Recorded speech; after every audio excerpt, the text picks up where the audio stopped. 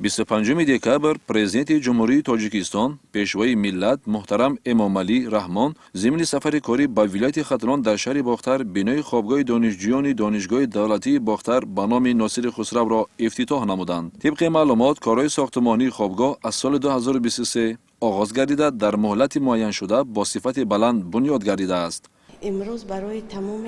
هیئت دانشجویان و استادان و کارمندان دانشگاه دولتی باختر به نام ناصر خسرو یک صحنه فرح بخش و خاطرمان است، زیرا در عرفه تجلیل جشن 35 سالگی استقلالیت دولتی جمهوری تاجیکستان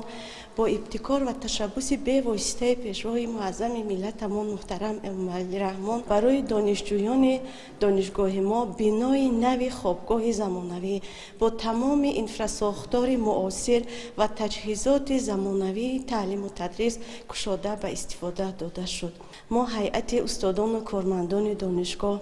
از دستگیری‌های پیوسته و روزافزون سرور معظم ملتمان محترم امامعلی رحمان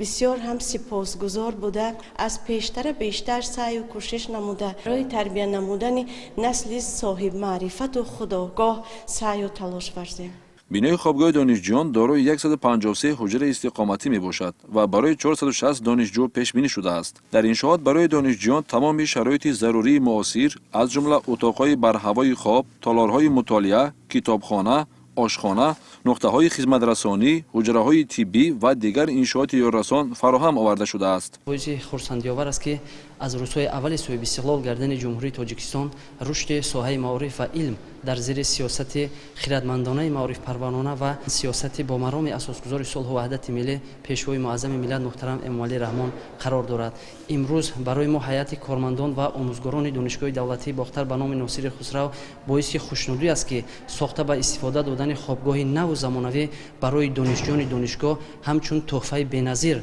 در عرفه استقبال از 35 سالگی استقلالیت دولتی جمهوری تاجیکستان از جانب پیشوای معظم ملت محترم امامعلی رحمان به حساب می رود. در تقویت همه غمخواری ها و هدایت های همیشگی پیشوای معظم ملت محترم امامعلی رحمان ما کارمندان ساحه معارف و علم جمهوری تاجیکستان وعده می‌دهیم که در تعلیم و تربیت نسل نورس، تربیت خودشناسی، احیای ارزش‌های دولتداری و پاس داشتن مقدسات ملی دانشجویان را تربیت نماییم و توانیم که در رشد و باثبات وطن عزیزمان تاجیکستان سهم سازگار گذاشته باشیم. پیشوای ملت محترم امامعلی رحمان ضمن بازدید از شرایط خوابگاه به صفت کارهای ساختمانی، سد تجهیزات و آمادگی انشاءات بهای بلند داده تاکید نمودند که حکومت کشور بر رشد ساحه معارف و فراهم آوردن شرایط ارزنده تحصیل و زندگی برای جوانان توجه خاص می‌دهد. با یک جهان صمیمیت و مهر بی‌اندازه میانه‌داری صمیمانه خود را به اساسگذار صلح و وحدت ملی پیشوای ملت پرزیدنت جمهوری تاجیکستان محترم امامعلی رحمان می‌رسانم که بهر ما جوان دختران چنین خوابگاه نو و زمانوی را عبارت با تمام شرایط‌ها ساخته به استفاده دادند.